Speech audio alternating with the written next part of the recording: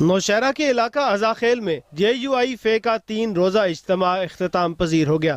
امام کعبہ شیخ صالح بن ابراہیم نے اجتماع سے خطاب میں کہا، اسلام سلامتی اور امن کا دین ہے۔ مقصد من مقاصد الاسلام، یہ اجتماع آج ہمیں اس بات کا پیغام دے رہا ہے کہ قرآن کریم کی یہ آیت کریمہ کہ وَلَا تَنَازَعُوا فَتَفْشَلُوا کہ آپس میں مت ایک دوسرے سے الجھو تاکہ تم ناکام نہ ہو جاؤ، اور قرآن کریم کا یہ آیت کریمہ یہ پیغام دے رہی ہے کہ یہ امت واحدہ ہے، اور یہی آج کے اس اجتماع کا اہم ترین پیغام ہے۔